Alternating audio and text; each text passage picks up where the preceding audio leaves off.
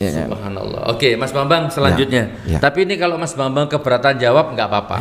Tapi ini tapi ini pertanyaan hampir seluruh rakyat nanya betul, ini. Betul. Ini soal pribadi. Karena Mas Bambang sendiri yang ngomong. Istri saya dihamili. Betul. Nah, ini kan sampai di situ kan koma. Kalau saya tahu istri saya ini sudah lonte, ya saya malah biarin, ambil aja. Tapi karena istri saya itu sangat setia, tidak pernah apa-apa, saya nggak punya kecurigaan. Umpama saya tahu mendadak dia hamil, waktu itu kan langsung saya bunuh. Sejak itu sampai detik ini ketemu sama istri atau komunikasi sama istri bagaimana? Komunikasi pernah, dia sudah kayak orang gila. Ketemu langsung juga masih kayak orang gila, saya dipukulin. Ngomongnya ngeraco gak karuan. Habis itu saya nggak pernah ketemu lagi. Tetapi saya titipkan anak saya yang perempuan, temeni mamahmu. Kita tunggu keadilan. Dan saya pengen berpesan kepada istri saya sudah memaafkan dia kalau urusan dengan saya. Jangan takut kalau ketemu saya. Pastikan dia dicuci otaknya, jangan mau ketemu, kamu pasti dibunuh. Kamu tahu suamimu emosinan kan gitu kan. Tapi saya sudah memaafkan dia. Oke. Gitu. Jangan khawatir. Video ini, mubahalah ini bukan main-main. Ini saya persembahkan untuk bangsa Indonesia yang sangat saya cintai. Saya persembahkan untuk agama yang sangat saya cintai. Saya persembahkan untuk semua rakyat Indonesia yang saya cintai. Pak Bambang tirukan saya ya. Jadi Mbak Nana, Mas Deddy Kobuser, Anda adalah aset bangsa. LGBT aja Anda undang gitu kan. Hal-hal yang remeh-temeh kadang Anda undang. Ini ada hal yang sedahsyat ini ya. Kok kenapa nggak diundang ya? Coba dihamili suka sama suka, dihamili dipaksa, siapa yang hamil atau sekarang punya anak, motifnya apa kan gitu Mas? Saya minta Fadli tampil lagi karena dia mengenal istri saya. Saudara Fadli supaya berbicara Pak. Gitu. Saya tanya dia, saya yang jawab sendiri gitu loh. Gitu ya. Mas Fadli, coba. Ini beliau manggil jenengan ini. Oh, sama kenal baik sama istrinya. Tapi coba lenggah lagi sini nggak apa-apa. Gimana? Mas Bambang yang nanya. Bukan, kamu cukup mengiya atau tidak?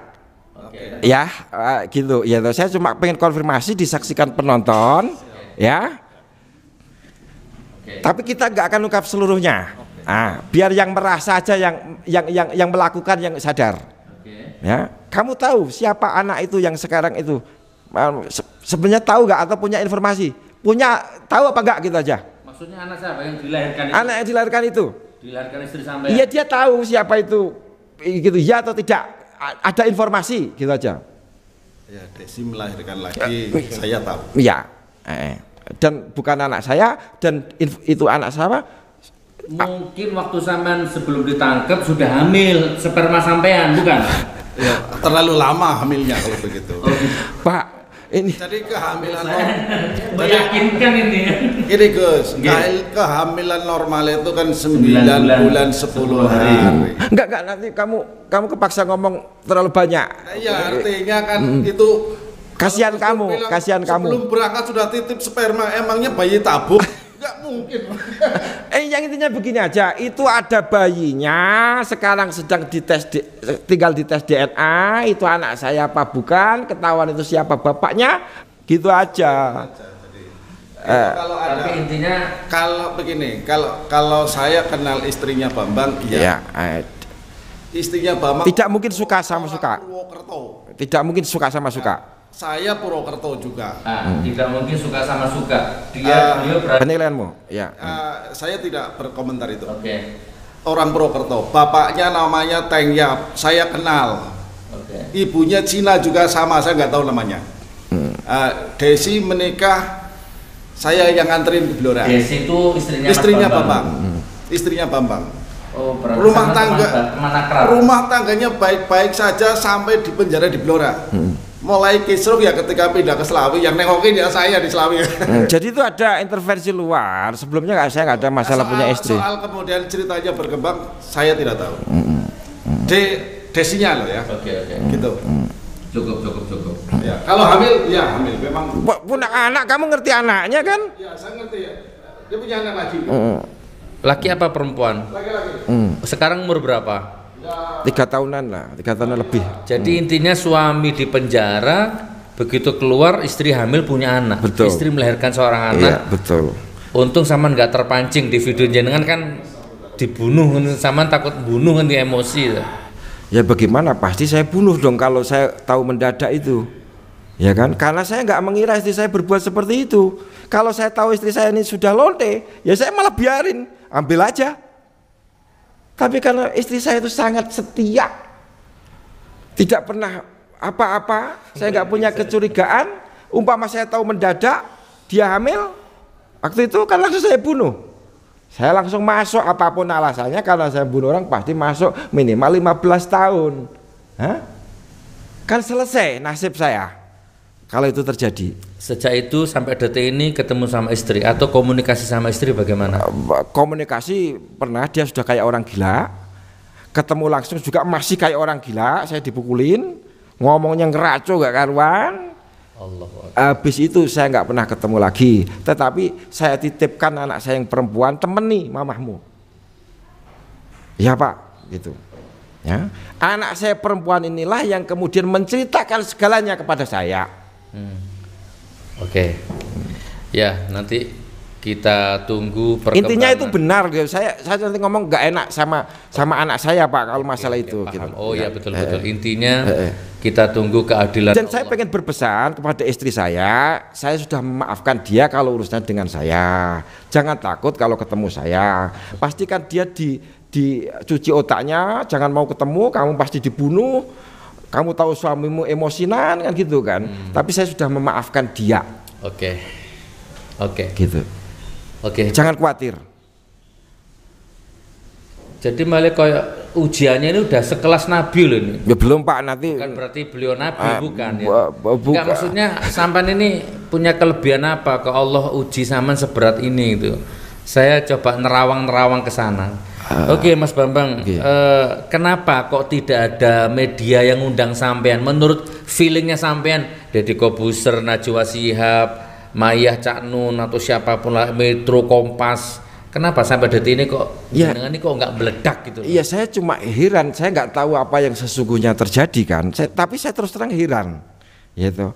Mengapa saya sudah berikan yang saya punya, gitu loh, gitu. Tetapi orang-orang yang berkepentingan langsung yang punya posisi untuk menjelaskan ini supaya menjadi lebih jelas, gitu loh. Mudah-mudahan lewat podcast ini mereka menyadari. Mudah-mudahan ini menjadi estafet Jadi Mbak Nana, Mas Deddy Kobuser, Anda adalah aset bangsa. LGBT aja Anda undang, gitu kan?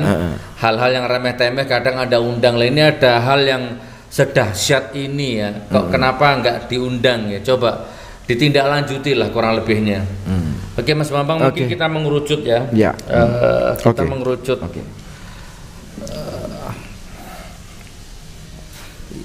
Ya Allah, Mas Bambang, seandainya ini singkat aja sebagai penutup ya.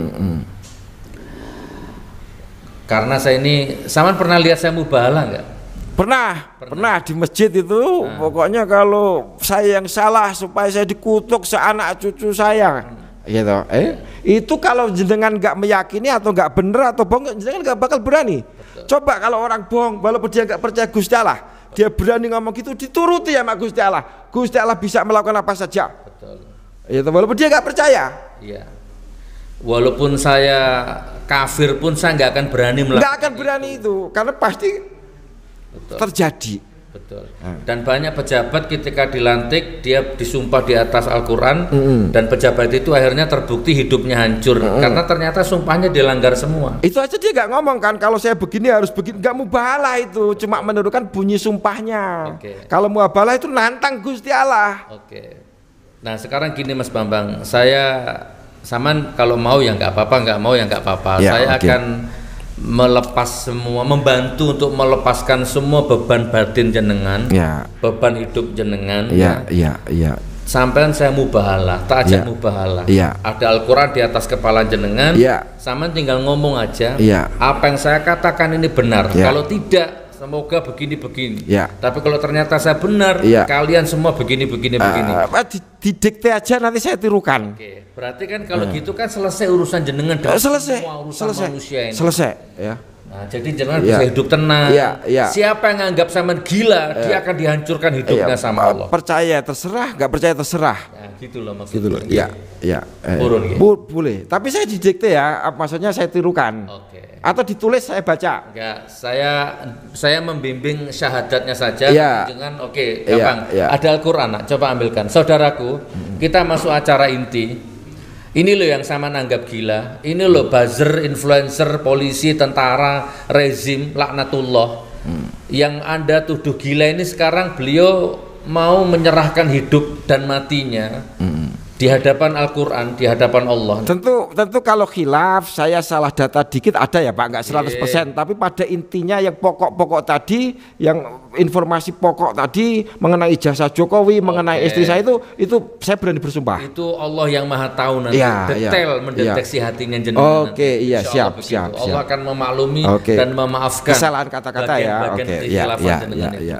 Jadi bagi siapapun yang setelah nonton podcast ini dan Anda tetap menantang beliau, menganggap beliau remeh, maka dari detik ini, jam 12:30 ini, Anda catat ini, cek kesehatanmu, cek saldo rekeningmu, cek keberkahan rumah tanggamu, kamu akan hancur sehancur-hancurnya. Karena yang kamu ingkari bukan Mas Bambangnya, tapi Al-Qur'annya ini.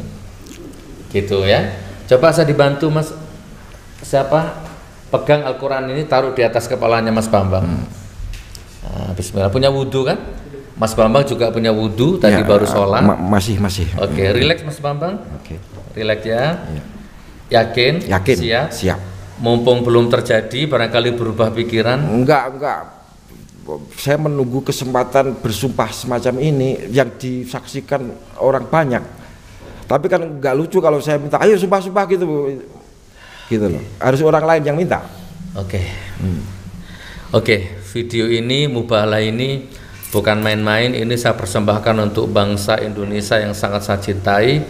Saya persembahkan untuk agama yang sangat saya cintai. Saya persembahkan untuk semua rakyat Indonesia yang saya cintai. Pak Bambang tirukan saya ya. Asyhadu an la ilaha illallah. Asyhadu an la ilaha illallah wa asyhadu anna Muhammadar Rasulullah Allahumma sholli ala sayyidina Muhammad wa ala ali sayyidina Muhammad Aku bersaksi tidak ada Tuhan selain Allah dan aku bersaksi Nabi Muhammad adalah utusan Allah. Ya Allah, kalau yang saya ucapkan selama ini, kalau yang saya tulis selama ini, ternyata fitnah, ternyata bohong, ternyata tidak benar, maka hancurkan hidupku ya Allah, cabut keberkahan hidupku ya Allah, hina-dinakan hidupku ya Allah, matikan aku ya Allah dalam kondisi kafir, kufur dan mengenaskan. Tetapi ya Allah, kalau ternyata apa yang saya katakan selama ini, yang saya tulis selama ini, benar adanya, maka hancurkan, laknat, hina-dinakan, cabut berkah rumah tangganya, cabut berkah rezekinya, siapapun saja yang menantangnya, yang tidak mempercayainya. Sampun Mas Bambang, lego. Iya. Dan saya sampaikan, saya pengen bicara sedikit Gus. Saya tidak bermaksud memusuhi siapapun dengan pernyataan-pernyataan saya ini. Ya toh. Jadi silakan semua dinilai secara adil. Pihak-pihak yang bersangkutan diperiksa, termasuk saksi-saksi yang terbitkan. Apakah saya betul tanya begitu sama mereka? Kan gampang gitu loh. Jadi nggak usah belum dikatakan ini hoax, ini orang yang pengen cari panggung. Buat apa? Saya sudah punya panggung sendiri kok. Buku Jokowi Undercover itu yang pesan 1 juta orang. Ngapain saya butuh panggung gitu-gituan? Tapi tidak boleh ditulis. Iya, artinya kan ada pengakuan. Sekarang yang kedua, Jokowi Undercover 2 ini ya. Iya. Belum dicetak. Belum dicetak, Gus. Belum ada duitnya. Belum ada duitnya, Gus. Belum ada percetakan. Belum ada percetakan. Yang berani mencetak. Yang berani mencetak. Gitu ya, betul ya? Iya, iya. Jadi barangkali setelah nonton video ini, monggo barangkali ada percetakan yang siap mencetak atau ada investor yang siap donatur mencetak buku ini dengan meluruskan niat. Ya, saya pertama Gus Dur ikut mencetak, Gus Dur ikut mencetak dong. Insya Allah. Berapapun gitu loh. Insya Allah. Oke, deal. Insya Allah. Terima kasih Gus. Insya Allah. Jadi maksudnya gini, saya ingin sampaikan dulu ke Pak Jokowi terutama ya, Pak Jokowi dan semua keluarganya. Saya sedikit pun tidak kenal Anda, sedikit pun saya tidak punya celah untuk membenci Anda.